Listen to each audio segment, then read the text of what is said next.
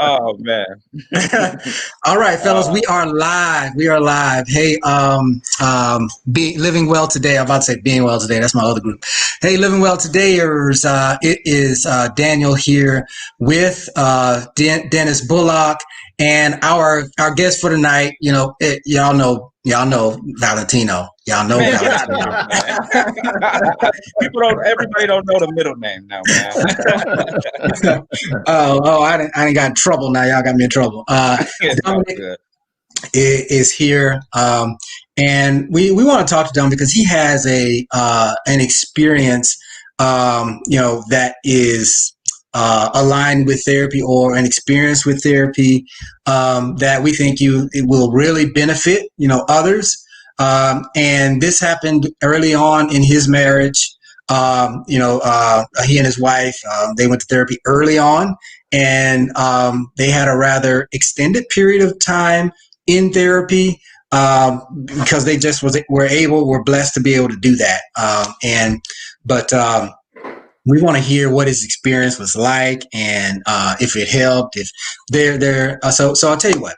Let's do this. Dom, I'm going to let you kind of introduce yourself and talk to everybody about who you're married to, how many kids you guys have, how long you've been married, and anything else you want to share.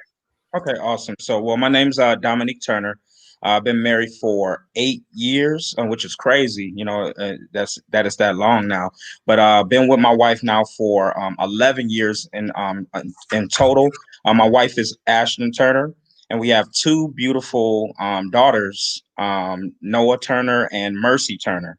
And so, what's interesting about um, us having my beautiful daughters, which is a real key to our issues, actually, because we had my daughter immediately after I got married. Mm. So to be Okay. completely honest, that's kind of what sent us into this uproar immediately because I got married. You get all happy, and we had our plan, of course, right? Our plan. And we were like, we're going to wait 3 to 5 years before we have kids. We're going to have each other. We're going to do our thing. We dated well. Everything was great. And then next thing you know, on the boat. Now, what's crazy is I actually finished my master's degree the same day I got married. So it was a lot going on. And literally I waited a month after to actually go on my honeymoon because I had to finish all of my schoolwork because I had to push it back because I was doing all of this at the same time. So it was just a lot going on during that time. I go to the Bahamas and my wife is asleep on the boat. And I'm like, baby, why are you asleep? Like this is supposed to be our honeymoon, the whole nine. And she was pregnant. In that month of time that after we didn't go on our honeymoon, she got pregnant. She's pregnant on our honeymoon, the whole nine. And we come back from the honeymoon and the doctors lets us know, hey, you're gonna be a father. And I'm just like, wow. So we didn't even get an opportunity to even do anything. So I think that was really the biggest thing that hit our marriage immediately was with this life transition of I didn't even get an opportunity to have any time with my wife before I had to now start cultivating this new role of father. You know what I'm Mm. saying? Or Yeah. just Yeah. even just even exercising the mindset of what does that even mean, right? And Right. so I think that catapulted me into just a different place automatically. And so to fast forward, we're married our first year with a child.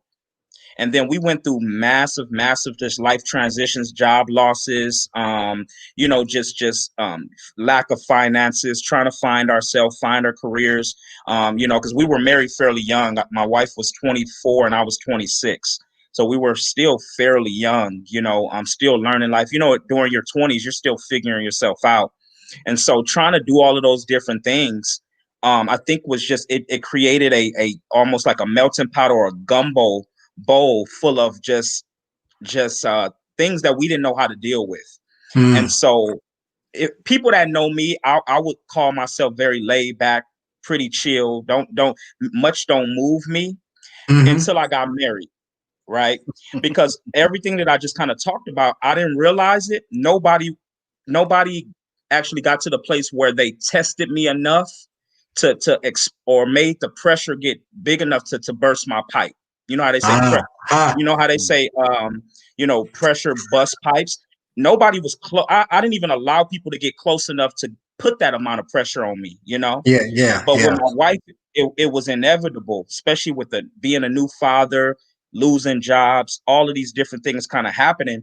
It just kind of, it kind of was enough pressure to blow me up. So I had a situation to where I lost my anger so bad that I literally got to the point where I almost put my hands around my wife's neck. mm, And at that particular time, Mm-hmm. I didn't even recognize myself in the anger. Mm. Because I would, if anybody would have asked me up to that point, are you an angry person or do you have yeah, problems with anger? I would have hands down told them no. You know what I'm saying? Mm-hmm. yeah, But it yeah, was just due to all of the different pressures and all of the different things of fatherhood, the job losses, new marriage, finances not right. All was enough of a formula or ingredients to produce a bomb inside of me that I didn't even know was there. yeah, So once the anger came out, I realized, wow, so I handle anger very differently. I noticed with my wife, everything she did during those times of trouble, I would mental note, mental note, but I wouldn't tell her about it. Mm. And so she'll do something, just something minor, and then I blew up.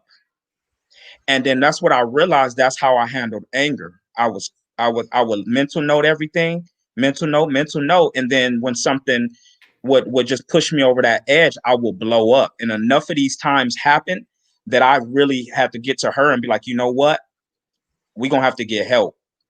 But it literally came down to my wife got to the place where she didn't feel safe with me anymore mm, because she never knew when my blow up of anger was going to show up, you know. Mm-hmm.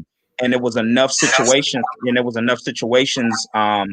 with me handling my anger that scared her to the point that she was like, I'm not safe in my own home. And me being a man of God, me being the type of guy I am, I couldn't live with that.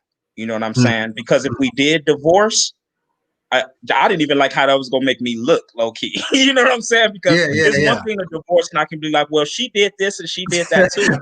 But when it's just yeah, I'm this crazy maniac, you know what I'm saying? That's can't control my anger, and then she didn't feel safe, and we got a divorce. I'm like, nah, I love marriage and family too much for that to happen. You know what I'm yeah, saying? yeah, So yeah. so yeah, so with that, we went to counseling, and it But wasn't before you begrudgingly. before you go there, Oh, I got cool. You dropped a lot right there. yeah. I wanna peel back on a little bit. Um, so we talked about in our previous episodes, our previous podcast, we talked about you know, your what you do today is probably stemming from childhood in some way, form, or fashion. Completely. And can you tie that back to anything? Like Oh, you pretty much felt like I'm a low key guy, but inside of your marriage, that pressure got to you to the point where you high key, you're not low key. So what, if anything, can you think about from your past that may have trauma, whatever may have triggered that in you in your marriage? yeah, I mean, completely. I think, honestly, just growing up, I'm originally from Milwaukee, Wisconsin. And so, just growing up, seeing my parents fight, believe it or not, Hmm. um, that was the thing that I knew. Now, I mean, really altercations that wasn't healthy. I mean, big time altercations, and seeing that as a 2, 3, 4, 5 year old, um, impacted me subconsciously, and I Yeah, probably didn't even realize it. But I saw, but like I said, but I think so going through life though, I just didn't get too close to interact. I didn't get too close to anything remotely, even that even mirrored that a little bit.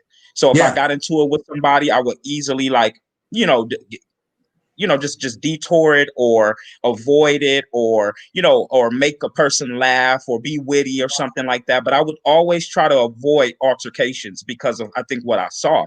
So Yeah, I never. yeah, So what I got real good at was never addressing real emotions or real anger, you know. yeah, Mhm. yeah. Mhm. So, and I really do think it goes back to the trauma of just kind of what I experienced in Milwaukee, and that's just my parents, right? Living in Milwaukee, ironically, I just wrote a personal statement, so I had to kind of pull on these things too, and I didn't realize Milwaukee, Wisconsin, where I'm from, is the #1 place in the country for where it's the worst place to live as a Black American in the country. Worst place to Wow. live. Can So you can what's that? What and attributes to that's that? poverty rate. That's poverty rate. I mean, dropout, high school dropout. Every single statistic you can think about. For that's negative. We're Yeah. probably in the top 5% of.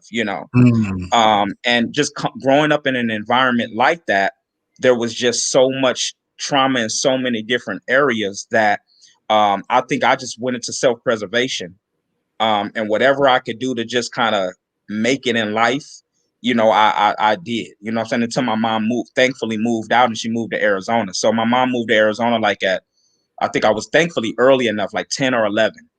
So Okay. I moved here fairly early, and then I went back. I went back home to Wisconsin like from 10 to about 18 in the summertime. But outside of that, yeah, I was already impacted. I was already impacted by my first, because between now and 10, between 0 yeah. and 10, that's when you get a lot of your impacted things. So Wow. So, So so it's I, go ahead, Dennis. with that being said, I assume that your mom you grew up in a single parent home I too. did. I did. So Okay. so because So, of that, yeah, they never were married and never got married because of that. okay. So I did grow up in a single parent home, the prototypical unfortunate, African American male, being raised by my mom. So that presented a whole nother array of things, because now I had to grow up a lot faster. Now I'm the Right. man of the house. Now it's Right. expected for me to, step up and do a lot of things that the natural kid didn't really have to do, and I Right. made it work for me, but technically it kind of put me in some circumstances to where I think it added to the same fact. Gotcha. Yeah, yeah, yeah. So you're saying, for before you got married, you may, so you did have that experience, and you were carrying that throughout your life. But before you got married, you had outs, right? I had You out you could avoid, you could leave that person alone. They go home, you go home. But when you get married, married. Yes, there is when you go home, it's still with you. no escape.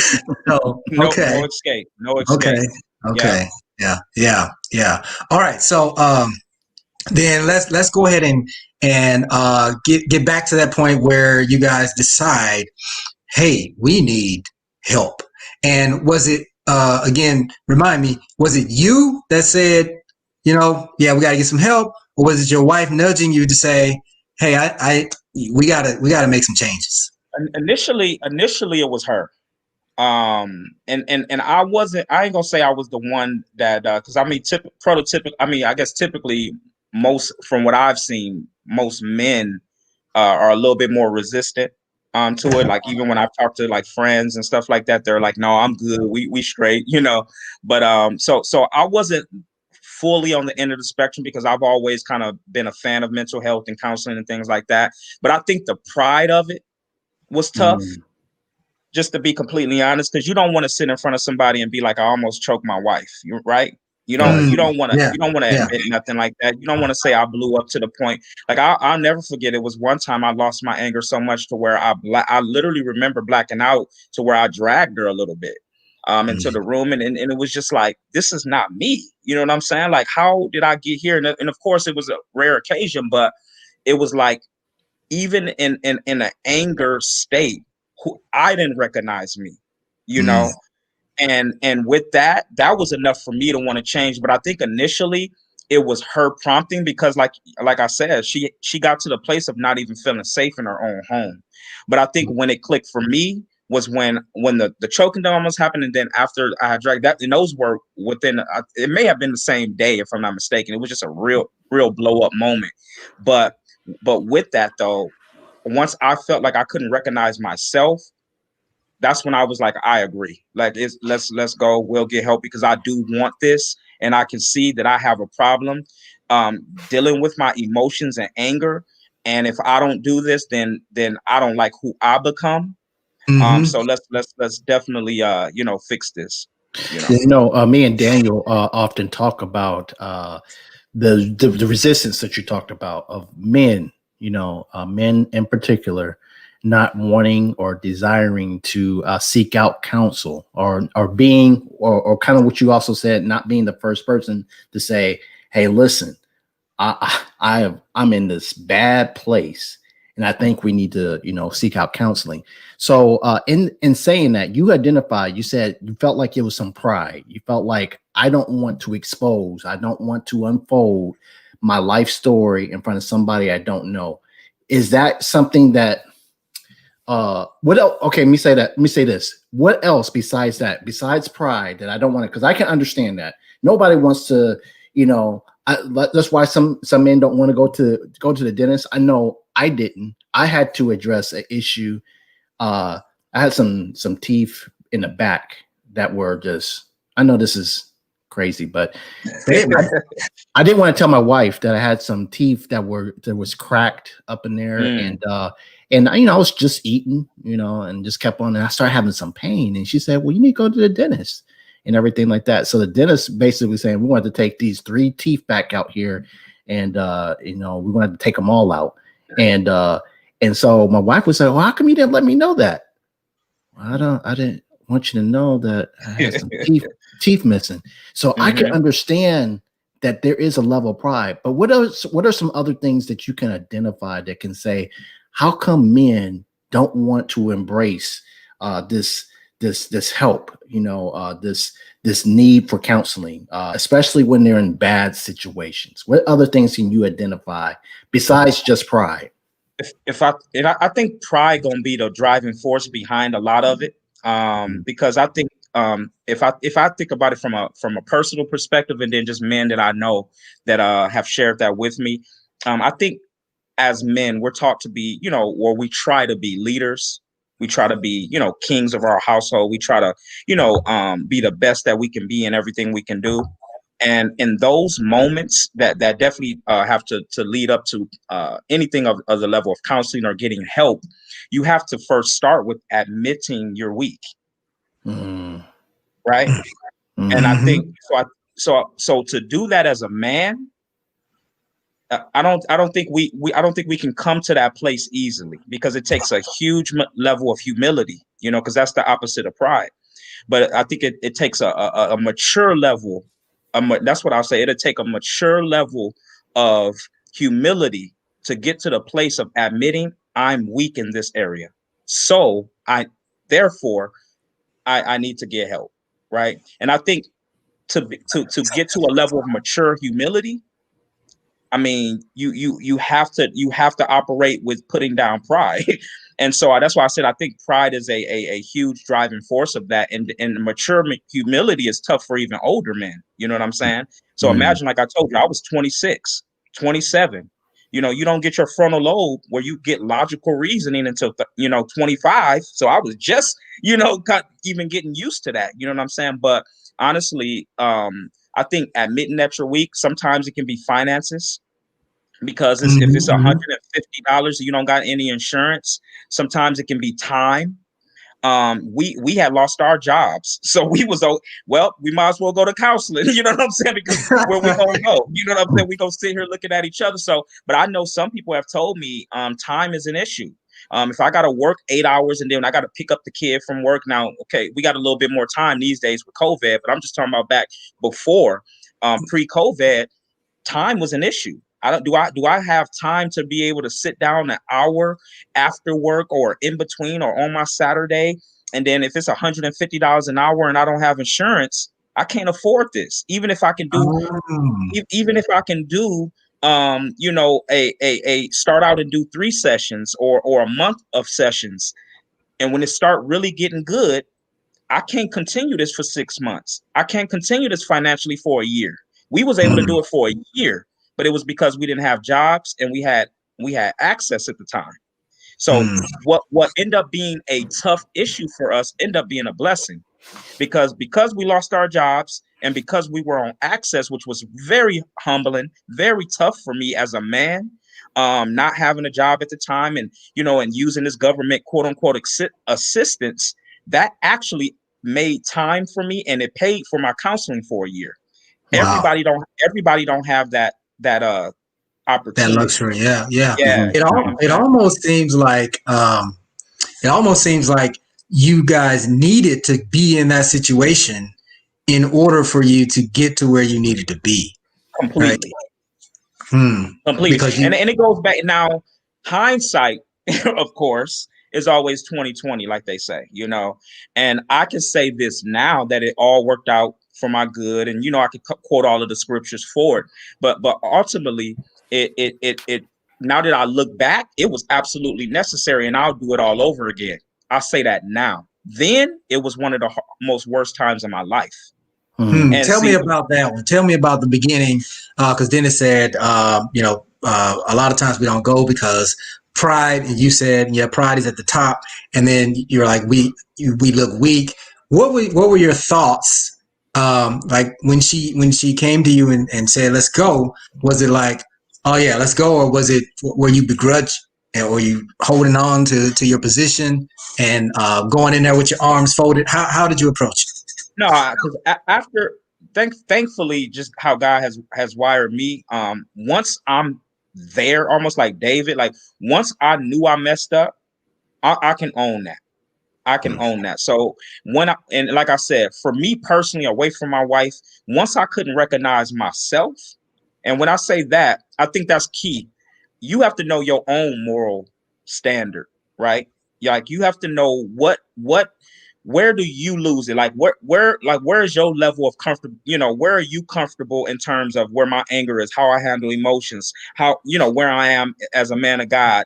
I had to know where I was first to recognize I wasn't where the standard for myself, and once the standard I have for myself became something that I couldn't even recognize, she didn't have to force me to do anything. I wanted the help. Because what I realized is this marriage thing, I don't know what to do in terms of this area. And when and see, the thing that was crazy about this though, Daniel, I'm giving you this element of my marriage, but outside of these moments, my marriage was amazing. So it wasn't like I was I'm not now that I'm sharing this, with you guys and for the people that's going to see this, I don't want to paint the picture that we just had this horrible marriage and I was just going off on her every day. This probably I can count on one hand how many times this happened, because our marriage was beautiful. Our marriage was great. It was just when we had an altercation, when I would go off the Richter after some time, because I had to mental note for 3 months first. Then something would happen and then I'll blow up.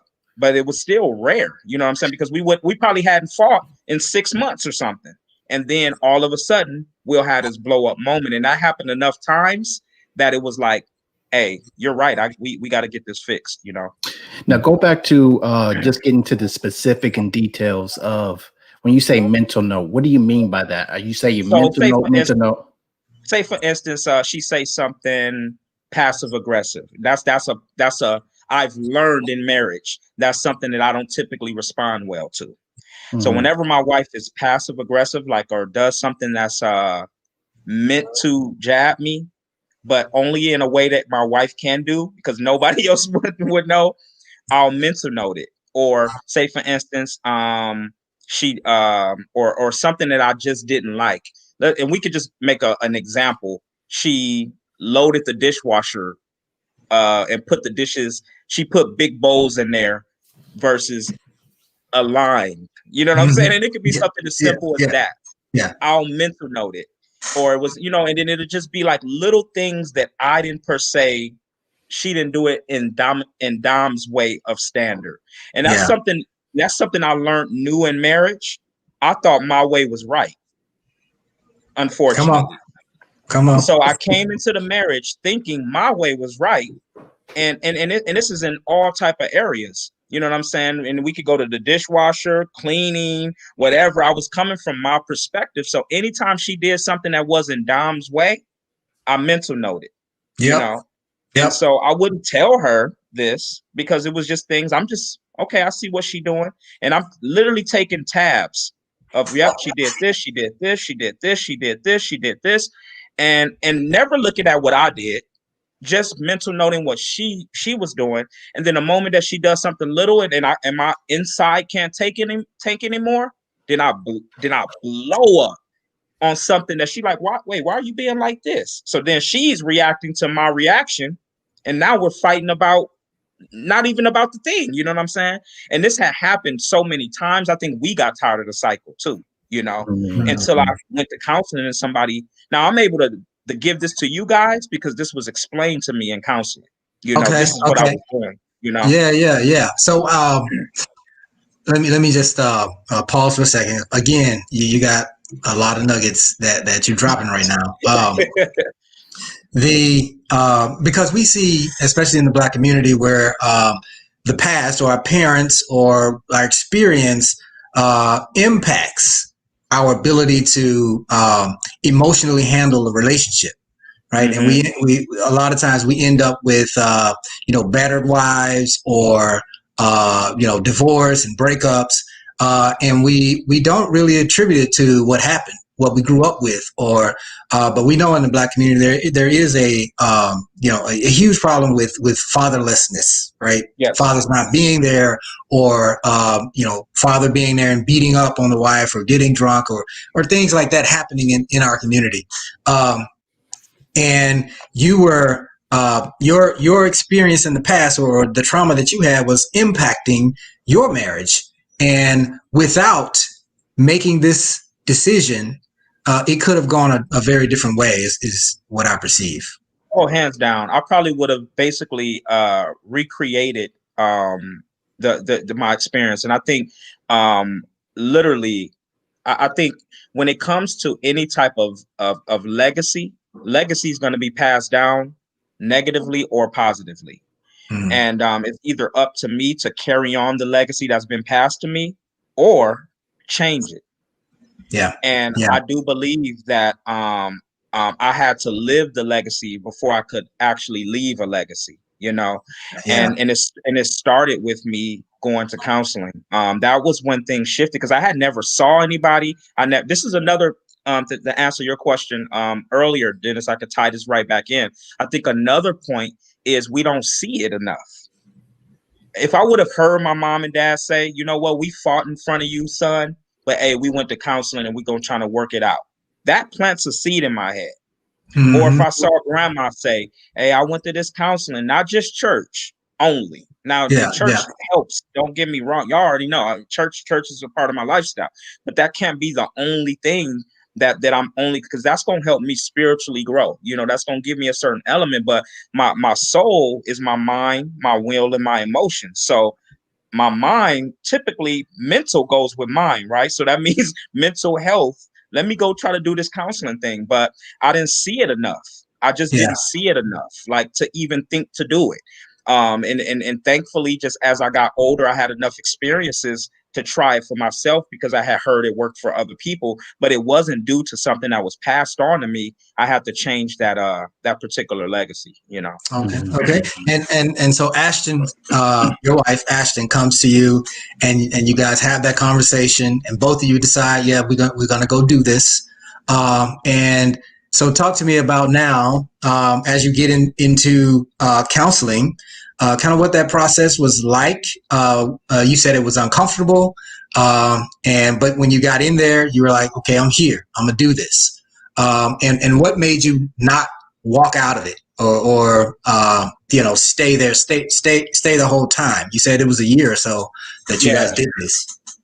Well, my story, I think, is slightly unique, where it won't always be as relatable because I actually want to be a counselor too. So, so the thing is, I'm actually literally just turned in my paperwork for my doctorate in clinical psychology. So prayers going up, bro. Yeah, yes. prayers up completely. So with that being said, I always knew I wanted to be a therapist. So I always felt like if I want to be a therapist, who am I to want to go into a career and then I'm not even willing to do it myself? Right. Yeah. That's Yeah. just me personally. I can't sit down here and be able to sit in front of people and actually speak into their life and help them with anything if I've never actually been able to be vulnerable enough to do it myself. So that Yeah. was always in the back. That was always in the back of my head. Even this is before I even met my wife. I knew this was a field that I wanted to actually go into. So that helped me not walk out because I needed that just as a baseline. I need to experience this. And I was looking at it from many areas.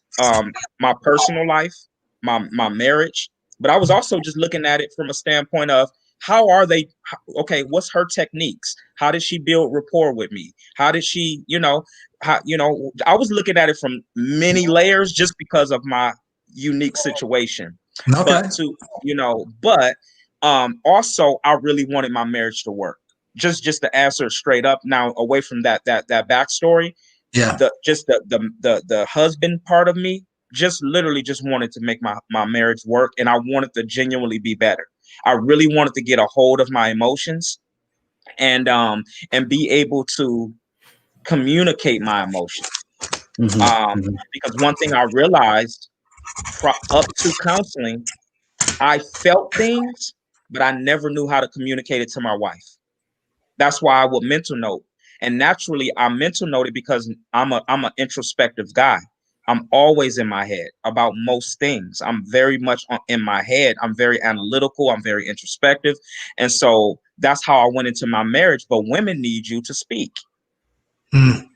And that presented an issue as well, because my wife was like, baby, I need to know, what are you feeling? What are you? And a lot of times I didn't know. So I needed a third party to help me draw out certain things by asking certain questions that was like, oh, okay, I didn't even know I felt that way until you asked that question. It was there, but it's just like ketchup. If ketchup's in the bottle until you open the top. And then you got to actually, dump it out, and you got to squeeze it and, in order to get the contents. And that's literally kind of what the pressure of my marriage did for me. All of those emotions were bottled up in me, but it was the pressure of life that kind of poured them out, and then counseling helped me navigate it once it was out. Okay. So when did you know that this is helping? When we begin to, honestly, it was tough at first. It was very, very characteristic of watching a baby start walking for the first time. You know how when they first take them first few steps and fall, and that's kind of how our counseling sessions were. To where when we would have an issue, she would literally line by line, precept upon precept, walk us through arguments or tough spaces where she'd say, okay, say this, okay, stop. And then she had to literally teach us not to interrupt each other. Ain't that something like Yeah. That's good. So this reminds me of a concept, and that is a culture map, I think is the name of the book. And different cultures communicate in different ways. And believe it or not, when we come together as a married couple, we're bringing our own family culture, right? True. On how we communicate, and learning something different than that is tough. I'll give you an example. I think the Japanese, for instance, I believe it's the Japanese, they don't interrupt each other, right? One speaks, and then when there's silence, then the other one speaks. I may be getting which culture it is wrong, but you'll get my gist, because I haven't read the book in a while. But in America, we interrupt each other all the time, right? So we'll be talking, and then the other person will just jump right in. We don't wait for cues to jump in, right? And if that was another culture, that would be disrespect, right? So this is what I'm seeing, what I'm hearing from you, where you're coming in with a certain culture, and she's coming in with another, and it's clashing. And so you need somebody to teach you how to merge your two together to create something totally new. That's what I always say about marriage. It's not about what my household. I used to get mad at my wife because she would fold my socks a certain way. Mm-hmm. And it was stupid. It was, And she asked me her first book, Stronger Than You Think. She asked me to write a section in there, and I think one of the things I wrote in there, if I remember correctly, was, "Hey, if I wanted it my mama's way, then I wouldn't have married my wife, right?" So that just was light bulb moment, but that brought that to my attention when you said that. So I was really thinking about how similar, because I grew up in Detroit. I grew up with my father wasn't in the house. Matter of fact, my mother had me young, so she was me too. 17 years old. My mom was 19. Yeah, and so and then my dad, they had some conflict. He was dealing with drugs and all that other type of stuff, and so eventually, of course, she went her direction, he went his direction. And of course, I experienced some of the same things when I got married. How I always dealt with conflict was I would not say anything. It was more of the wimpy type of way. Is whereas I wouldn't say nothing, and then I'm like you said, stuff will build up, just build up, and to the point where you're already just there. The pressure, the thought or whatever, it breaks everything, and then now you're cussing. Now you're saying things that you're not supposed to be saying. Now you're bringing up stuff that happened, almost 3 months ago, and it's like, all that type of stuff. And the one thing that I've learned is when people are speaking, how are you listening? How are you hearing them? What filter are you listening to them through? Are you listening through a filter of pain? Just like you talked about the mental notes, as when there's somebody saying something, whether it's passive aggressive, whether it's just being assertive, or it's aggressive, it's just straight up in your face. How are you hearing it at that particular time? And what is the filter that you're listening to them through? Because sometimes it might be, okay, you saying something passive aggressive, because I was with my wife. I was passive aggressive. I'll give her little cheap shots every now and then, just to kind of throw some sarcasm in there. And it wasn't until she said, "Hey, that hurts me." She was kind of holding back and she was taking it. And then when she said that hurt me, it was like I was listening, because the filter of, I remember when people used to say certain things to me, but I was afraid to say, "Hey man, that hurts." You with the fellas, you're playing ball, you crossed me over, and then you start laughing. "Yeah, I crossed you over. You can't take that." And I didn't say, "Man, that hurt me." You just take it. You just take the crossover. You take all the other type of stuff. But as men, it becomes part of our culture of saying jokes, all that type of stuff, and we just take it. But then we get around our wives who are not built that way, and we're thinking we're supposed to be taking that, and then they say something to you. It's like, what? And then, just like you're saying, you're living with somebody and you can't avoid it. You can't walk away from the game. You can't. Why? It just explodes. So I always think about, when you're confronting something, is how you listening to it. What's being said at the time, and what filter of what you're listening or hearing. Because sometimes we're not listening. Listening is another form of communication. Sometimes we're just hearing. Yeah, so that's good. How are we listening, and what filter are we listening to them from? So, man, that's a great point. Great. Excellent point, Dennis. All right, Dominic. So you're in there. She's teaching you guys how to not interrupt each other. Take it from there. Yeah. So she's teaching us, and she's walking. And honestly, this revolutionized my just this point alone. Reflective listening. That was it. That revolutionized my whole marriage. That point. Reflective listening. And that's basically when my wife says something, I have to repeat it back to her, and she has to agree that's what she and I have to repeat it back. I have to repeat what she said back to me. I have to repeat what she said back to her, how I heard it. And this, straight to your point, it's crazy that you even transitioned to that, Dennis.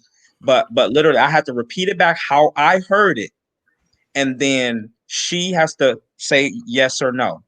And then if I repeat it back, she'd be like, "No, that's not what I meant." So then literally, It was literally like, just like I'm telling you, just line, and then I'll have to stop. It was a very jagged conversation. And that's how the first probably 5 to 10 sessions was. Just us working through conflict resolution. And that was the biggest part of our marriage. We were great unless a conflict happened. When a conflict happened, we sucked. We were just horrible. We had no success at it. We didn't know where to begin. We were a complete novice. And she taught us the foundational point of conflict resolution, and reflective listening broke it for us.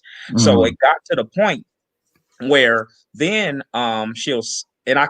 you can't just repeat what she said. You have to repeat it the way you heard it, so that way you can make sure you get in the point. And so then once I say a point, she's like, okay, yes, that's what I meant. Once she says that, then I'm able to respond. Wow. And then once I respond, then she has to repeat back what I said, how I heard it. And then once I say, yes, that's what I meant, then she can respond. And then literally, we have, that's how we did our conversations until we get to a place of clarity about that thing. And honestly, that alone, to this day, we still use reflective listening. We're not the best at it because we're just in a better place. But a lot of times, though, how you feel about the person at the time will actually control how you hear as well. So if you see them as the enemy, everything that they say is going to come off negative. So that's when you said, how do you hear it? That's a huge point. But also, how do you view that person at the time? Wow. That's another thing. Because if y'all have fought so much, and me and her had got to the place where it was toxic. So now I viewed her as the enemy. She wasn't my teammate. She wasn't my wife. She was my wife, but she was the enemy. And because so think about it. If your enemy comes in and says, I'm gonna take that from you, you're gonna be like, oh, you better get out of here, because I know you're an enemy. I know you don't mean well. If your mom come in and say, I'm gonna take that from you, now you give her the benefit of the doubt, and just because of the person that's saying it. Like if your mom's gonna take something from you, you know she loves you. So the only reason why she gonna take something from you is because either it's not good for you, or or something of that nature. And it's the same principle, but how you view that person really have to. And honestly, our counselor played a huge role in helping us see each other as teammates again. And that was huge, because we could talk all we want. We can go through all of these different reflective listening sessions, but if we leave still looking at each other like enemies, then it's a wasted conversation. So we have to. Another nugget. I gotta pull on it. And it is how you see, if you get to the point of I want us all, if you guys are listening, whether you're listening on YouTube or listening in the Facebook group or on the podcast, please hear this. If you are seeing your spouse in a negative connotation or in a negative way or as the enemy, it might be time to check into a counselor. Might be time to, let's go talk this through with a third party, right? You know your heart. You know how you're looking at your wife. You know what it feels to love your wife, because, that's why you got married, right? You know that feeling. If that's not there for a long period of time, or for even a short period of time, if it's repetitive, then it's time, to maybe check in with a third party, with a counselor, with a therapist. I just want to say that. So keep going.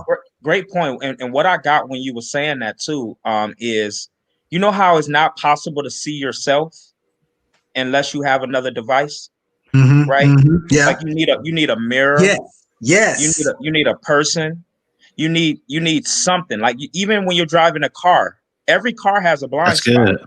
But if you have a passenger, they could be like, okay, you can go, right? So every marriage has a blind spot. I don't care how great you are. Barack Obama and Michelle Obama got a blind spot. Pastor Moore and and Pastor Erica have a blind spot. I have Daniel Tillman and we have a blind spot. And a counselor and Holy Spirit can feel it, but sometimes we hear Holy Spirit wrong. You know what I'm saying? So we can't always depend on the spiritual person or the spiritual side only. Does that play a part? Yes, it does. But God has created people, like he calls the Holy Spirit a counselor. Yes. How do we ignore that? Like, so it's crazy to me. But the thing is, so I can honestly say, if we call our marriage one, like when we come together, we become one, which means that you can't see yourself without somebody without another device. So, That's like, good. so at the end of the day, if you're becoming one and y'all one person by coming together and y'all complete each other, you need another device like a mirror to be able to see yourself. And I think that's what counseling did for us. It was another third party that saw my blind spot and was able to say, this is what you need to do. This is what your blind spot looks like. This is how you walk through that, because we wouldn't been able to see it. To ourselves, we thought we were good. To a certain extent, like there's elements of, we just feel like, oh, it's just the conflict. But what the word says, that literally that the little foxes destroy the vine. Yes. So with us, our marriage was phenomenal, but it was the little piece of conflict resolution that would have destroyed us if we wouldn't have went to counseling. Yeah. I've heard the cliche or the example of rat poisoning. 90% of it is cheese, or I think 97% of it is cheese. It's the 3% cyanide or poison that makes it deadly. You know what I'm saying? Yes. And so it's the little cracks and crooks and crannies of the areas that you may think are small, may be the very thing that blew up. And that's what it was for us with the conflict. So that's really the biggest piece that I think helped me, was that it provided a mirror that I had to look and had to face. Every time I went in there, we had to talk about, so how did this week go? Well, we had this, and this. So we got to the point where we had to start documenting our arguments. Then, and so to go back to your question before this, you said, how did I know it was working? We got to a place, because that was just an expounded fact on how bad it started out. It got to a point, though, me and my wife began to reflective listen at home. So all she was doing was showing us how to walk inside of the office, as we were stumbling and doing those different things. And then eventually when we got home and another argument presented itself, we didn't need the counselor, because now we had the tool. You said, say that again. Say that again. You didn't need the counselor. We didn't need the counselor because we had the tool. And so the thing about it, I was telling Pastor Bullock before we got on the channel right now, I told him one thing I've learned about counseling for myself, because we're in a phenomenal place. This is probably the best. I was talking to Daniel about just giving him an update on where my marriage was, and I'm so in love with my wife right now, and it's not a fluke. Like that woman completes me. I don't call her my opposite; she's my complement. Because she completes me literally. And I've begun to see that. I've grown to this place because of the things we've worked through and all these different things. But counseling, what it did was, it was a tool shed. That's all it was. It was a tool shed. And it's just like a real tool shed. If somebody handed me a toolbox, just because you hand me a toolbox don't mean I know how to use it. That's right. It may be a drill in there, a hammer, all of these different things, screwdrivers. But if I don't know how to use them, it's a pointless thing. So the thing that counseling did is it gave me tools. So conflict resolution, how to speak, how to listen, all of these different tools. But the beautiful thing is it showed me application. This is a hammer. When a nail shows up, you bang it into the wall. Oh, okay. So then when a nail shows up in my house, I don't need to call the counselor. I just use the tool. You know what I'm saying? Yeah. And so the problem is when people say, I don't want to do counseling, what you're saying is, I don't want any tools for my marriage. That's good. So you can go through marriage, but if you, and like anything we want to do in life, whether it's a business, a marriage, or whatever, you're going to need an element of tools. You can't do anything successfully without tools. So why? So, and I think it's all perspective, though. You know what I'm saying? We have to go through that to get that perspective. But it was a great tools. And now that we've used them, once again, just like a carpenter, he's excellent with tools. Why? Because he uses them all the time. Mm-hmm. That's his job. Yes. You know, he uses them a lot. So a carpenter becomes an expert with tools, and it's only repetition. So it ain't no different than anybody can become an expert in it if you use it enough. And that's just kind of where me and my wife have came. And I can honestly say, Daniel, me and my wife, we just had a situation where we had a little tafu. But I can honestly say before that happened, and we got through that too, and had a beautiful makeup session. You know what I'm saying? If you know what I mean, you know. I love the makeup session. But with that, like, but the thing that I can say prior to that little issue, we literally hadn't fought probably I could say almost 2 years, like straight up, like no, not even an argument. Because we've gotten to the place now, I give my wife the benefit of the doubt because that's my teammate. If I'm Jordan and she's Pippen, if something goes wrong, I'm not going to automatically assume that you're against me because you're my teammate. We're trying to win a championship together in life. It's like, so I view her that way. So if she goes off a little bit or gets a little snappy, now I don't mental note. I say, hey, baby, are you hungry? Because I know her now. Yes, I know her now, and sometimes just time helps. I've been with her longer. I'm 8 years as opposed to so it's certain things that I've just gotten better with. But now I can ask her, are you hungry? Have you eaten anything, sweetie? Oh, now I'm not assuming that she's just attacking me. Yes. When I was kind of coming from that place before, and this, and I've just grown and matured, to a place of viewing her the right way. So then I can kind of couple all of these nuggets and these tools into, to a place of bliss now, Yeah. My wife is very good at that. If we are, a little snippy with each other, if she's a little snippy with me, whatever, she'll be like, I'm hormonal right now. And she'll just let me know, right? Ain't that easy? Just know about it. Yeah. My wife actually, as we have gotten, because it's been over 20 years now, and so it's kind of she knows when I'm kind of a little cranky. She's like, she starts asking, it's like, hey, let's go in the bedroom, because she knows the power of sex. Amen. That's real. Hey, now I'm all good. And she's like, oh, it's been a while for you. So you probably, so that's powerful there, brother. That's powerful. That's a nugget. You know what I'm saying? Yeah, it has some dopamine and all that. Let's go calm you down. I'm hormonal. And honestly, when you talked about the hormonals and things of that nature too, the power for men, and trust me, once I get to the place of, platform or whatever, once I get my doctorate, one thing I'm gonna definitely plan on writing or researching about is the power of knowing your wife's cycle. The thing that God built our wives, yes, like a machine to a certain extent, not in a negative way, but they flow on a cycle, which means there's going to be a similar thing, or similar, that I can actually, anything that runs on a cycle, you can track. Yeah. It means that it's going to be a certain level of consistency there, and even as my wife gets older, it may tweak a little bit, but I still got a foundational principle though, that every 30 days, something happens. Your emotions, this week you act this way, this week you act this way, this week you act this way, this week you act this way. I just adjust accordingly. The word says, deal with them according to knowledge. According to knowledge. You learn, you're right. You do learn the cycles. I mean, Kendra and I have been married 23 years here. And so, every month it comes around. She knows, I know.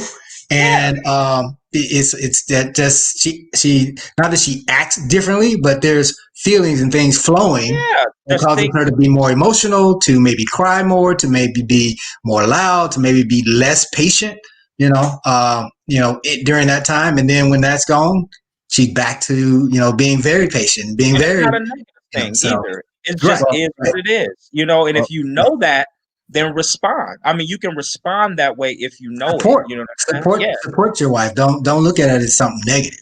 True. Yes. Very true. Well, Very I did true. want to say this though, Dom. You know, when you start getting to your late 40s and all that type of stuff, there's going to be some other changes that's happening that you want to. I know. Menopause. Trust me, I had a mom that went through that, and I was there for it. So trust me, I'm ready. I'm already ready. You know what I'm saying? That's going to be another changing cycle that you want to understand. But I think these are conversations that men should have. Mm-hmm. Yeah. And I mean, I know we talk sports, we talk all of the different things, but honestly, these are real conversations that if we're married, if we can be better stewards with that, if we would really know that menopause is coming, you know, between 40 and 67, like it's going to happen. It's inevitable. So why not prepare for it and actually support your wife through it better? Now you got more, as opposed to resist it, get upset that she's being some type of way. Now you make it, you set yourself up for failure, Yeah. So I think using these things is key, I'm glad you said that, because it's so ironic that men, and I'm not saying all men, I don't want to qualify that for all men, but some men, they get excited about stats of these football players, these basketball players. They know all about this particular athlete and everything like that. And they don't know their wives. Don't know their wife. Wow. They don't know the stats of their wife. They don't know. You know what I'm saying? You get excited about, man, he hit 62 points. Okay, what is that doing for you? Okay, what is that doing for you? Go and find out some things about your wife. What's your wife's bra size? Yeah. Come on. You know, you probably don't even know. Yeah, that's so true, man. And I think when you said we should be talking about this, because we need to hear perspective from each other. You know, even though it might not be across the same board, each house is different, of course, and everything like that. But it's something that we need to talk about so we can glean from each other, so we can sharpen, what we talk about in the Bible, iron sharpens iron. We need to sharpen each other so we can sharpen our marriages. And so that is so good that you're saying this is something that we need to be talking about. That's why this is a Living Well production. This is Love for Real. This is why we're talking about these type of things, because we need to talk about them. Yeah. And so, man, I'm so glad that you brought that up. That's a great point that you made. We need to talk about this. We really do. We really do. Really do. All right. I want to push on, because are we a month in, 2 months in, 3 months into the counseling when you guys start using the reflective listening? I would say we're about 3, maybe about 3 or 4 months. What was it? Yeah, probably about 3 or 4 months in.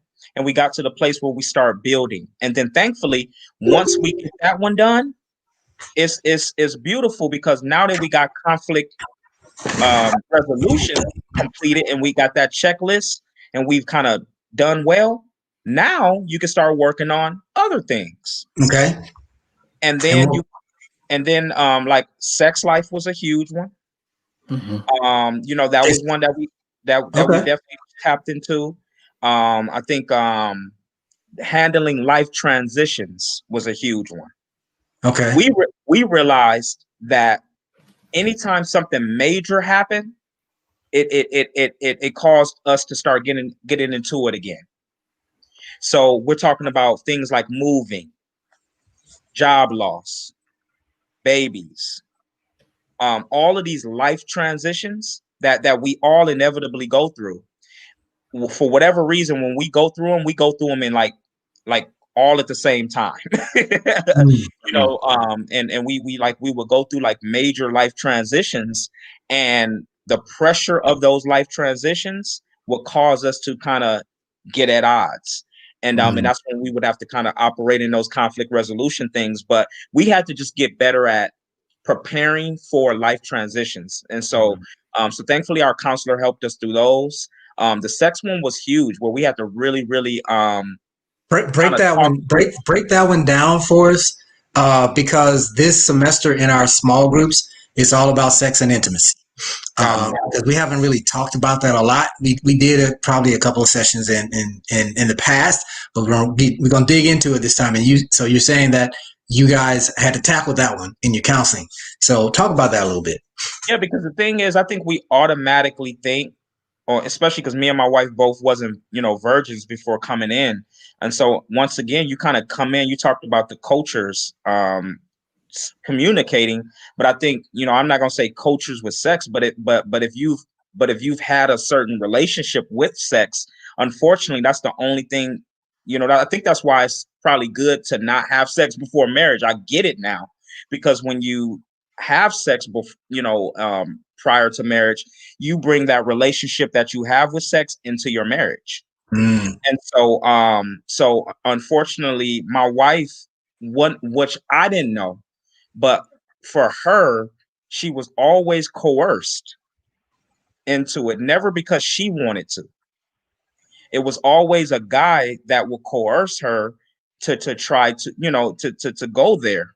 Mm-hmm. And so once we crossed over into marriage, that relationship with sex that she brought that into it. So anytime I would ask, even as a husband, where it's in covenant, it would trigger Mm.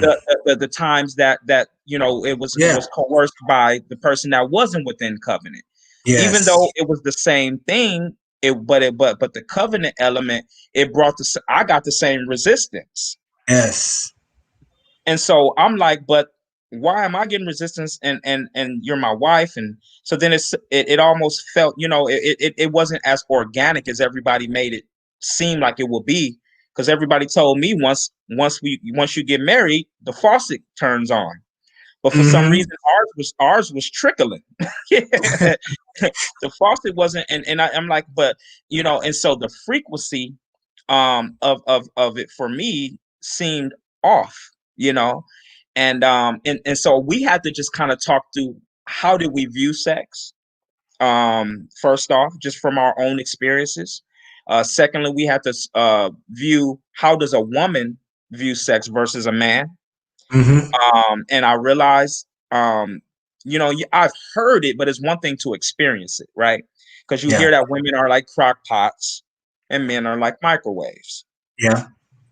And so that's the moment you hear that, that's counterproductive, it seems like. Mm. you know but like I said, I've learned to use the verbiage. My wife is not my opposite. Okay. She's my complement. Mm-hmm. So that means when we come together, then we complete each other. So if she needs something different in order to get to that place of intimacy, Yeah. then I have to learn what she needs and make that happen, just like she needs to learn what I need and make that happen. But Mm. that didn't come automatically.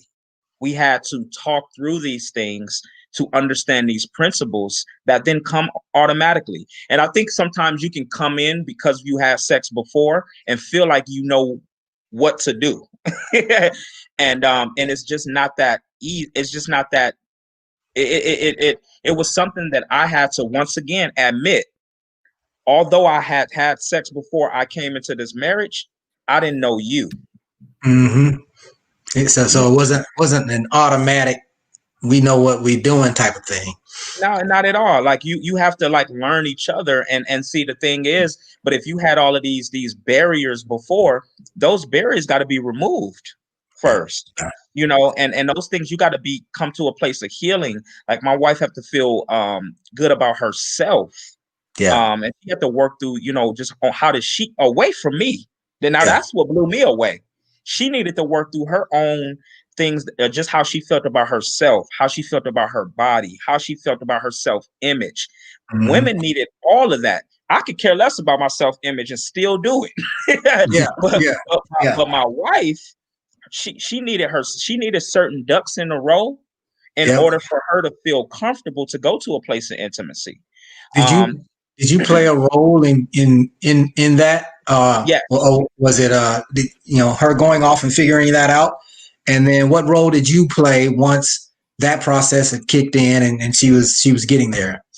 Honestly, now mind you, I'm giving you the aftermath, because we had a lot of rough nights and conversations prior to this, where we ended in fights, backs turned to each other, whole nines.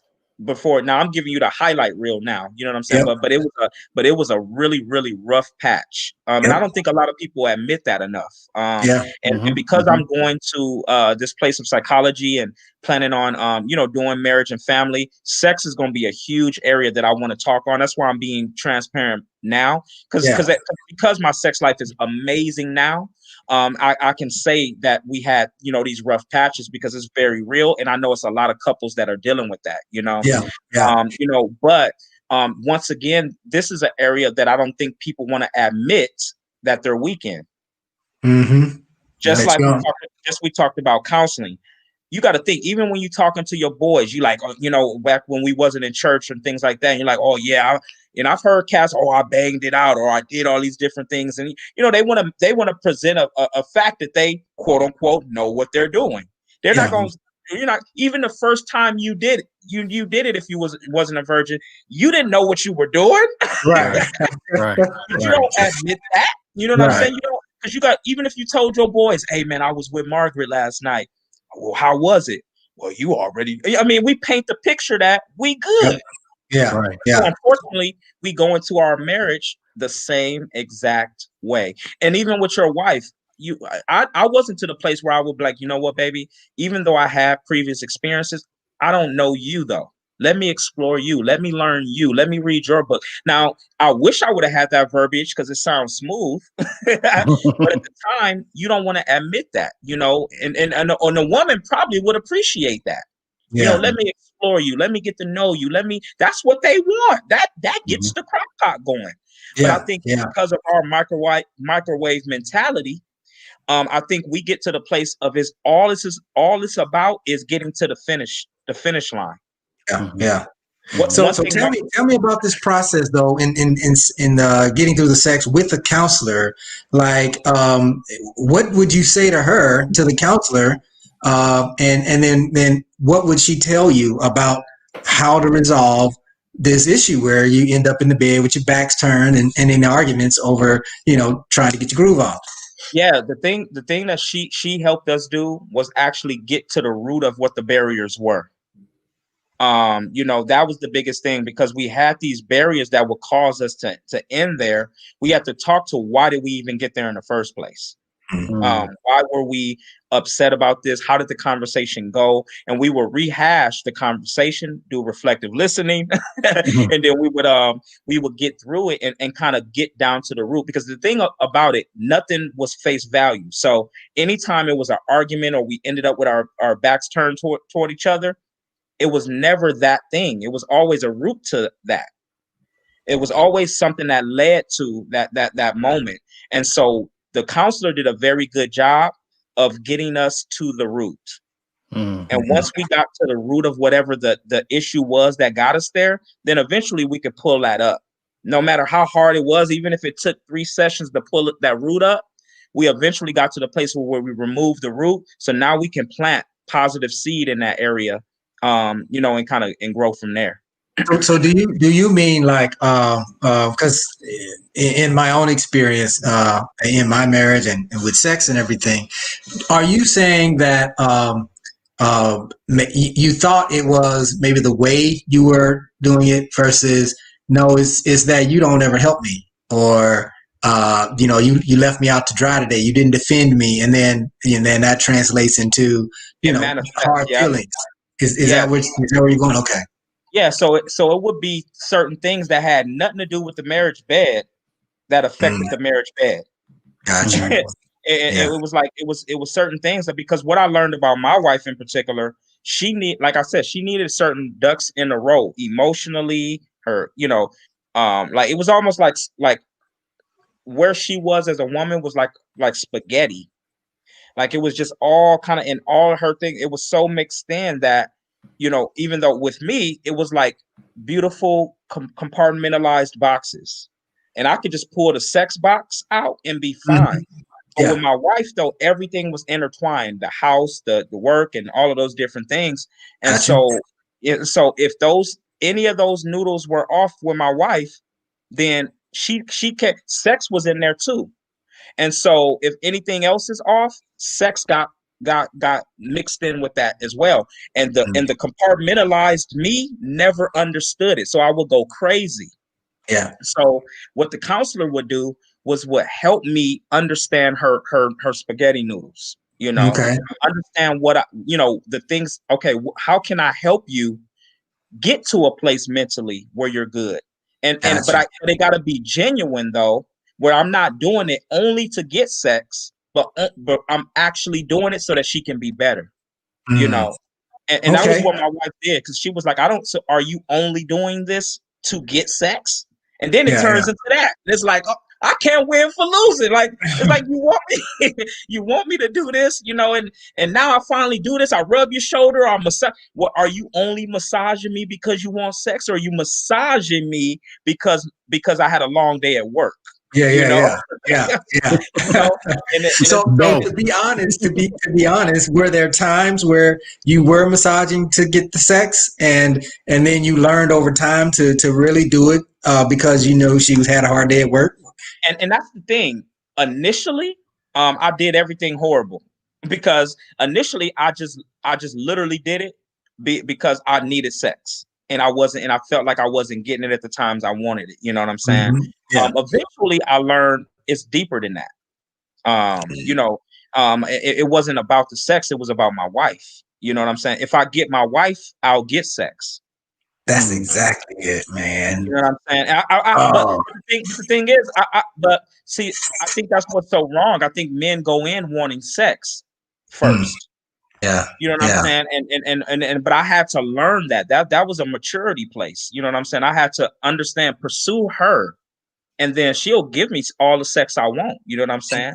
Yeah, I think a That's lot of times. it's a mature concept though, man. Like I had to fumble my way through that to get to that place of understanding. And I'm Mm. still learning, I'm still getting better, but I'm understanding certain things about her, studying her, understanding what she needs. She needs the house clean. We can't be stepping over toys and stuff, like, and dishes all in there. It's just certain things my wife needed, but I didn't notice a year in. I didn't Mm. notice 2 years in. I just knew if I marry you, I get sex. Yeah. Yeah. That's all I Yeah. knew. Yeah. So I had to kind of learn these different principles and these different and just learning my wife. And over time, now I'm at a place where, yeah, I just want to pursue her. Whatever she needs to be okay, great. And see, now that's a turn on to my wife. And Mm. I'm like, wow, that's a turn on?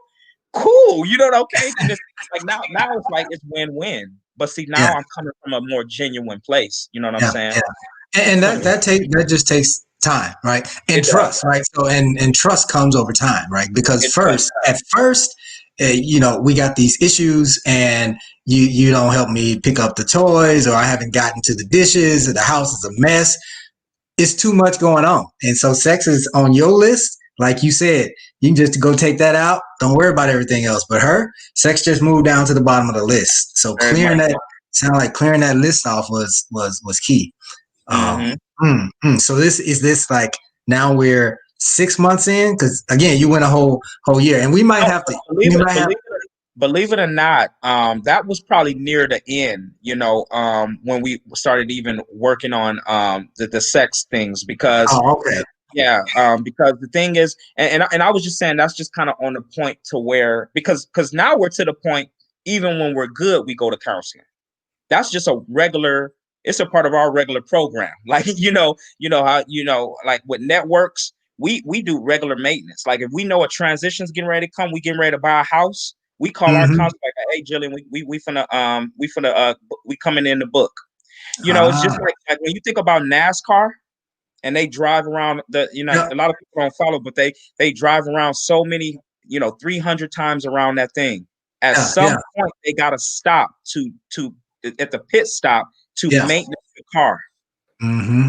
Yeah, Or if they just keep driving, and keep driving, while, and then they think they getting ahead, and other cars are stopping to change out the tires and get oil and all those different things, and you just keep driving, eventually you're gonna get to almost to the end of your race, and your car gonna burn out, or your tires are gonna bust. And marriage is the same way. mm, Me and my wife have gotten to the point where we're comfortable knowing that that counseling helps us. And so there's going to be certain pit stops in life to where we need to stop, go to counseling, and sometimes it's just a third party that we can just shoot the breeze with. Yeah. Now it ain't even just like we do regular checkups. I Yeah. don't go to the doctor every single time I'm like, just when I'm sick only. I do a physical too, or I just go in and do a regular checkup. You know, same with my wife's in the dental field. She's a hygienist, so her whole job is maintenance. So literally, I'm not going to dentist like you said when with the cracked tooth. That's a dental thing, which means that you ignored some maintenance. The only reason why your teeth get to a place of being cracked is because a cavity has, and I've noticed now because I'm a hygiene husband, but the only reason why that happens is because you've ignored it for so long. Your teeth ain't even supposed to get to the place of pain, honestly, if you actually do regular maintenance. So if you go to your hygienist, you don't have to see your dentist. Right. And that's a question that I wanted to raise to you, because many times people wait till the house is burning completely before they go to counseling. Now, you brought up a point. You talked about the cost. You know, some people just can't afford going to a licensed counselor.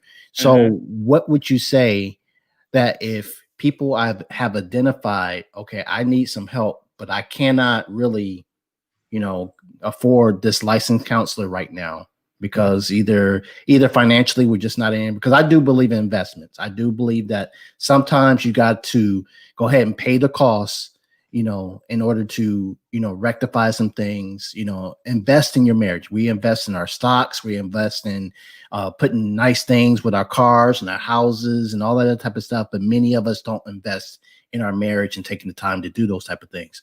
But let's just say, let's use a scenario for those who are saying, well, I don't have the money to do that. What would you say to them? What would you say to a brother that he needs to go to counseling, but this is his excuse, that it's just way too expensive. So what would you say to him in order to either maintenance his marriage, or this house is about to be on fire and he needs some help? They need some help. And you said he's in a bad place, saying that look at both sides. Some just need some maintenance. Some just need maintenance. Let's say the guy is talking about sex and just kind of our scenario. You know, she's just not, you know, responding to me like I want her to respond. So what do I do about that? Or you see a person that has some major issues and the house looks like it's about to burn. There's a cracked tooth. And you need to go and see the doctor. You need to go and see the dentist right now. You need to deal with that. Okay. What would you say to the person that don't want to, not say don't, but it uses the excuse, it's too expensive. They can't afford it. Can't afford it. Like, I would ask the question, like, honestly presented, like, especially if the house is getting ready to be on fire or the tooth is cracked, for the sake of the example, in comparison to where they are in their marriage. And in that scenario, what happens if you don't? So you say you can't afford it. I think you can't afford not to. Especially at the place of where it's like, because the thing is, we pay for what we want. You know, we pay for what, because it gets to the point like you need to borrow it then, because at the end of the day, like it gets like, if you don't tend to that tooth, eventually it comes out. Back to the example of the NASCAR. If you don't stop for the pit stop, your car burns out, and then you essentially can't finish the race. And that's what's going to happen to the marriage if you do not do something about it. Because if you're not going to go to counseling, if you can't, and honestly, financially, you just can't afford it, then what are you going to do? What if you're not going to, because you can't afford it, what are you going to do? Like, you have to have a back to leave it at that you just can't afford counseling. Then what you're going to do? Then you're going to have to find some other maintenance or something that's going to save you. Because if you have a gunshot wound in real life, we're not, and you say, I can't afford to go to the ambulance, that's going to be a $5,000. So do you want to die? Right. Do you want to die then? Because that's the question. If you can't afford it, what do you want to die? Because that's literally what you have to ask a person that says, I can't afford to do it. How much do you want your marriage? And a lot of times I've talked to a lot of people, man, like that, when they're it comes back down to how do you view your wife, or how do that wife view the husband? Because if you see them as the enemy, you'll die. Mm. You'll be willing to be like, man, I just can't afford it. I'll make the excuse, because you see them as the enemy anyways. Mm-hmm. If you don't see them as your teammate, you ain't gonna fight for them. Right. And I think going back to the baseline of how you view them and clearing out that toxic atmosphere or toxic environment, it in a toxic environment, it's almost impossible to make a reasonable solution. You can't make a clear decision in toxicity. It's not possible. You got to leave that toxic environment in order to even get better. You know what I'm saying? So you're going to need somebody to assist you with that, to show you how to get your house back to a place where you could just breathe again, you know? And That's so I think I honestly think it's necessary, and I live for it, man. And literally me and my wife, we're completely open, with our transparency about counseling, because we see what it's done for us, and it's revolutionized that.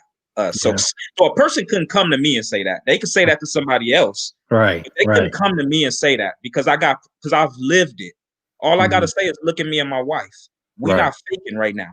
The love you see with us, the glow that she has, that's a testament of counseling, that I know how to treat her. I can't say that I knew fully. Counseling helped me learn how to speak to my wife, how to deal with her, and it taught me a lot of things. You can't afford not to. You can't afford not to. And I would say that I know about Weekend to Remember. It's that's a getaway. And when me and my wife, when we first got married, it was a train wreck, and we needed to go. We didn't even have the money to go, and so we just called them up and we said we want to come, but we don't have the money, and so they made a scholarship available. Wow! Right. So sometimes just reaching out to a counselor and saying, "Hey, we want to do this, but we just don't have the money." They may find you a counselor or find you some type of way to get to make it happen. So you'll be surprised. And honestly, they have so many, pro bono. I mean, if you want it, you can get it. There's so many. That's just an excuse at the end of the day. Yeah. And if you even hey, I'll work for you. I'll do what you need. Your office clean. I'll do something. I want my wife, and I want this to work, and I need your help. Yeah, this is the reason why we're having these type of talks. Again, it's so great to have you on, Dom. We got to hit through with each other. We kind of grew up together, so to speak, in the church and everything like that. And so it's just awesome hearing again this testimony, and seeing that at some point you'll be a doctor soon. That'll be able to give this testimony and counseling people in the future. And I hope people who are listening to this not only get the help that they need, but I want to listen to, even if some people are listening to this, get some feedback in the comments, letting us see what are some of the things that you learn as you have listened to Dom and listened to this conversation, this discussion, especially men.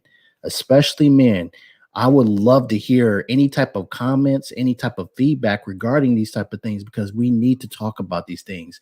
We don't want to see another marriage go by. Again, we had a rough 2020. For some, it's been even pretty bad. And and with that, besides the COVID, besides loss of jobs, we've seen marriages go under. And this is our part to help other people see that there's a way that you can keep your marriage going. Now, and if you start to embrace counseling, embrace it, and not let the house burn down, get the cracked tooth, and now you got to get it pulled out. You don't let the car keep on going around circles without going to get a pit stop, change those tires, and get maintenance. We believe with our whole heart that your marriage can survive and thrive if you do these particular things. And so, Dom, I'm just thoroughly convinced, man, what you have said today is going to help some people. I'm thoroughly convinced it is. I believe some brothers going to hear this and say that's real, that's honest, that's genuine, that's authentic, and I want to get some counseling. I would love to hear some people, after you listen to this, you actually went and got counseled and on the process of mending and helping and healing your marriage because of this. Yeah, we definitely need to tell these stories because it's storytelling. That's how, the African American, or not the African American, but in our African culture, that's how a lot of knowledge got passed down, by telling stories. We were storytellers. So thank you for sharing your story and kind of breaking it down, right? A lot of things I took from this, I took notes when you were talking. When you talked about pride, you said, that's what was hindering me and at first from going and doing it, and feeling like, hey, I was going to be looked at as weak. But you got over it and you did it, and then you learned to deal with your emotions, because we as men got emotions too, right? And a lot of times it comes out in anger, or it comes out in fights, and a lot of times men don't know their own strength, and they end up using it, in a way that is hard to come back from, when we're in our marriage and dealing with our wives. And then the big one you said was reflective listening. You said it took months for you guys to get there, but you got there, and you got to a point where we didn't need to counsel anymore, right? We knew the tool was working, and we used the tool, and even to this day you use it. So, thank you for that. And one thing you said, and I want to take a flip side to it. You said it's not the big blow ups. It's the little foxes that lead to that, right? That kind of destroys everything. And one of the things I really think about there is, even on the other side of that, it's the little things you do every day, paying attention, knowing your wife, studying your wife, picking up the toys because she needs that help, helping around the house because she needs, just little things, the little things you do. If she calls your name, you put down favor, and you go and pay attention to her. You guys probably don't know what I'm talking about when I say favor, but I'm gonna let Dom talk to you about that, because he's doing some things and providing for his family, in a way that's just awesome. We had a conversation about his platform and what he's doing and how he's using it, and I do want you to share that. But I wanted to give just some of the takeaways that I got. Dennis, did you have any other takeaways before we go to close this out? And I'm gonna let Dom kind of share, what he's got going on. Yeah, the takeaway that I got, and I think maybe we kind of glazed over, but I'm a very reflective listener, and you said something about legacy, and one of the things that I was thinking about, if we don't confront certain things, especially with us who have kids. I know all of us have kids. One of my big things is I got a teenage son who I didn't get the opportunity to have my father do a lot of things with me, but now I'm been with my son, and he's growing up, and we talk about legacy and how they see us confront our wives, how we talk to our wives, how we deal with our wives, and the legacy that we leave, especially young men, even young girls. I shouldn't even say just young men, our children, period, how they see how we do certain things. That was the one thing that kind of really stuck out to me as we was talking about all these type of things, because they use some great analogies. You talked about the toolbox, you talked about the hammer, but the one that you ended off was talking about NASCAR. And I think about, if you don't go to that pit stop and you burn out, typically if you have seen a crash, it starts to affect other racers. And so because you didn't take a pit stop, it starts to affect other people who are in this race. Good. It not only affects your family, but it started affecting other friends. I'm pretty sure if you found out I was doing certain things, it'll probably have an effect, some type of effect. It'll have some type of effect on Daniel. And I think about the legacy, not just for our kids, but for the marriage community. Yeah, that's the marriage good. community as a whole. We need to really confront. We need to have these pit stops. We need to maintenance our marriages so that we won't affect others in our race. So that is so good. Really good. Really good. And it's always dropping the wisdom, dropping the gems. Love it. So that's our takeaways from. And I know we'll probably do another session with you, because I know I pushed you to talk about sex, because we're about to go into that for our small groups. I really want to pull that out. And we're getting long here, but I do want you to share. So talk to us a little bit about you and I talked about favor. I want you to share what that is and what you're doing with that and how it's blessing you and how you're blessing others with it. Yeah. So what's interesting is I've always been one, man, like where 2020 was a rough year on everybody. Probably historically, probably one of the roughest in the history. It feels like, with all the things that kind of have happened. But a lot of people like to perpetuate or keep the problem. People like to magnify the problem. I've always been the type. Well, what can I do about it? That's just where my mindset always goes. So that's why when I've always felt strongly about marriage and family, and people say, "Man, that's a tough thing."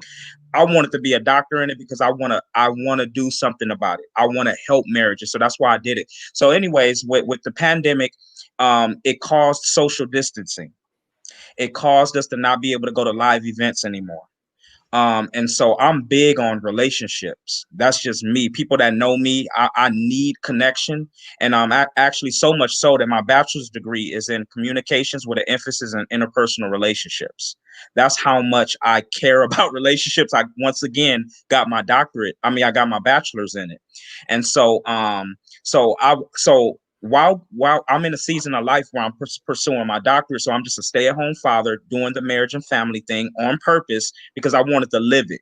I wanted to live being a father. I wanted to live because I don't know many Black fathers that are stay-at-home. Mm-hmm. So I was like, why don't I do it? Before I said, versus I could have took a job. But I said, you know what? And I just want to stay home and see what it's like, Mm-hmm. while, and I also did it because I had put my wife through school to be a hygienist, knowing that once I started my doctorate, I wouldn't be able to work.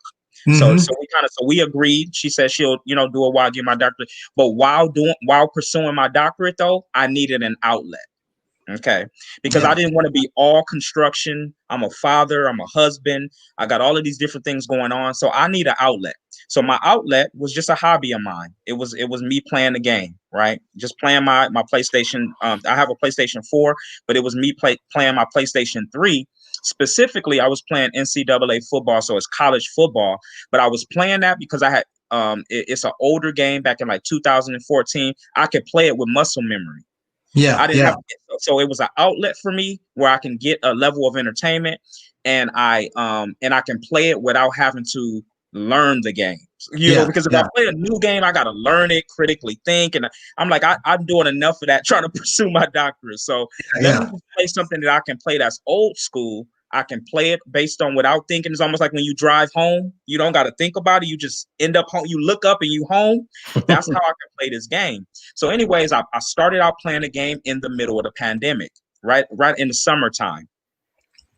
And I'm a part of a league. I'm part of a league, and I play with other players. That they have their college teams. I have my college team, and I started playing the game, and they was like, "Let's start streaming." And I just streaming the game and show people that we're playing. So I was like, cool. I talked to my wife, baby, can I, buy the streaming equipment? Started streaming. Next thing you know, 100 people was in there watching me. Mm. Now I took Kingdom Business Institute at FCC. Yeah. So shout out to Kingdom Business Institute. Didn't think I would pull on those principles because I took that way back before I met my wife, right? Yeah. And so all of those principles came up in me. Wow. Like from literally, I did KBI. Like I said, I met my wife in 09. So I did KBI maybe in like 08, Yeah. 07 or something. Yeah. All of these principles in 2020. That's the thing about seed. It's so opportune that you don't realize how long the cultivation process is, because all of these business things starts coming up in me. And I saw the opportunity. I said 100 people came in. I said, because they're social distancing. I Mm. said, I said, this is crazy. I said, immediately, Daniel, I started an LLC. So it's called Favor Gaming LLC. And I literally started streaming just my college football. But then God added a super to the natural because, as you know, COVID stopped college football.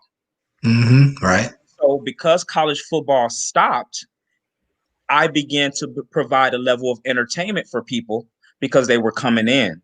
Oh, Now, that's good, bro. That's now, so good. now, wow. So I feel the void. Anytime there's a void in the land, business wise, hey, that creates an opportunity. And Yes. so I literally began to start giving people entertainment, but then because of just who I am, I'm a positive dude. So I don't curse. I don't really get rattled much. Like I told you how I am with my emotions. So Yeah, that's yeah, still me. So when yeah. I'm playing the game, typically if something goes wrong, I have an attitude like, hey, we'll get over it. Let's keep on going.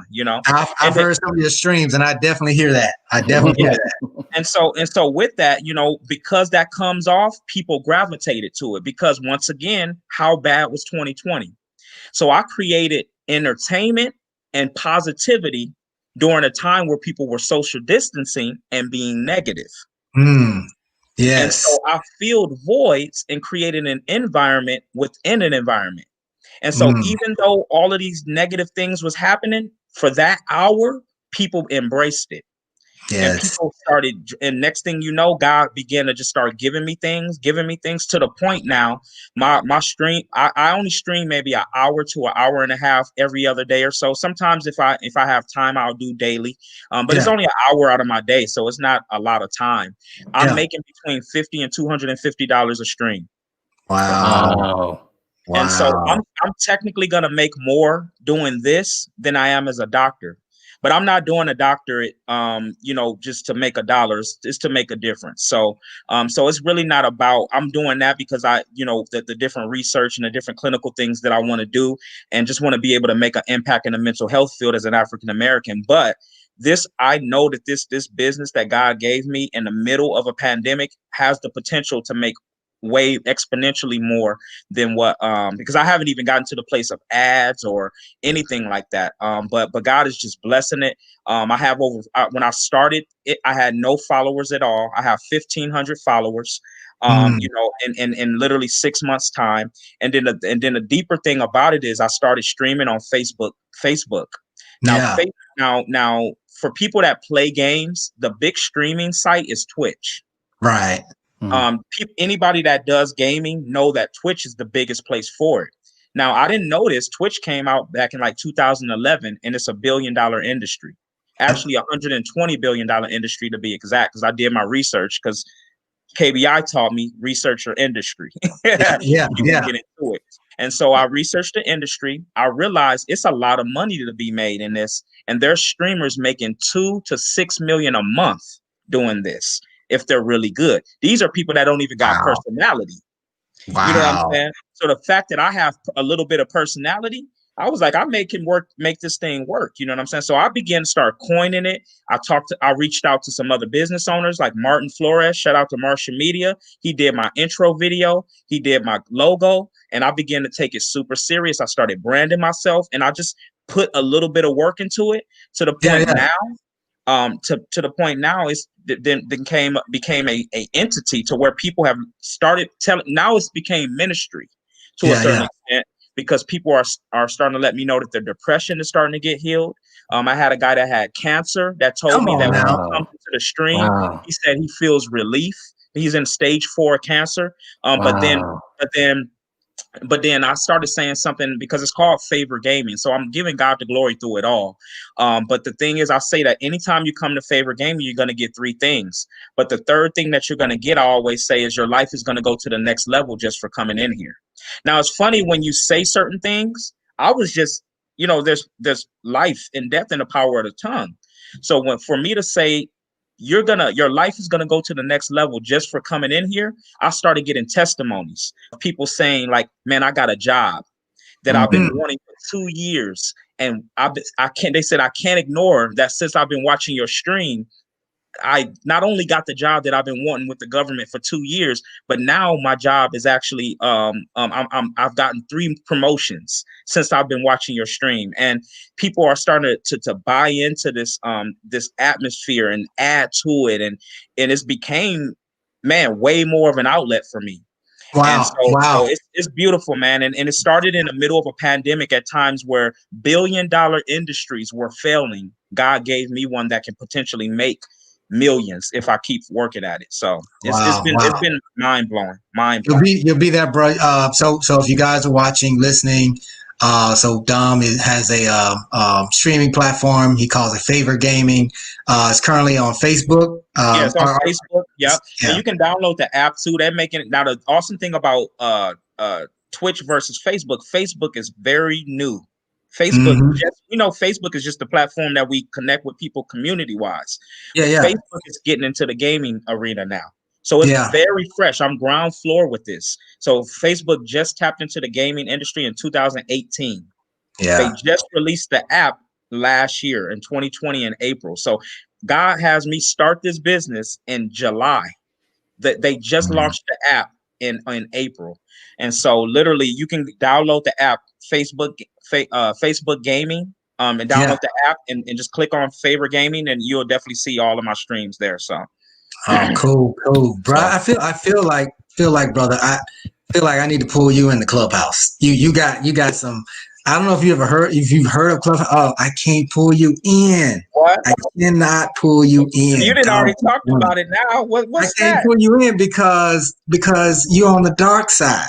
Oh, you don't have iPhone, so I can't pull you in. Oh, okay. Oh, but man, I would never go to the dark. Never. I'm like, y'all are the one that's stuck in a bubble. You're already there, bro. You're already there. You want to talk to me about is it how does it work, dude? It's an audio platform, and so it's audio platform on an app. An app on iPhone, and they'll expand to Android, I'm sure. But you just open up, and then there's this concept of a hallway, and in the hallway you can see these different rooms as you're walking through. Anybody can start a room. I mean, we've had rooms with Damon John from Shark Tank, Grant Cardone from the billionaire, undercover billionaire, and the guy that's, I don't know if you ever heard of Grant Cardone. You kind of need to be in the probably real estate or investing arena or on social media to kind of see him. He wrote the book 10x growth or something like that. But all of a lot of the influencers, millionaires, billionaires, they're on there. And they are giving away just time, just giving back to the community. So something that you probably would have paid $2,000, $10,000 to get, and they're on there all the time. Really? All the time, day and night. They will start a room, and people come in. You'll have 200, 400, 500, 1,000 people. If your topic, your headline is straight and to the point, and it reaches the heart of the people that's scrolling through the hallway, they coming in, right? And they just giving knowledge. Yeah, it's all virtual. Wow. You just open your phone, and like right now, if I open my phone, right? So I got Clubhouse here. If I click on that, I don't know if you can see it, but so these in here, these are rooms right in the middle. And, one room says women in business. Another room says, let me check one here. 7 questions for your soulmate.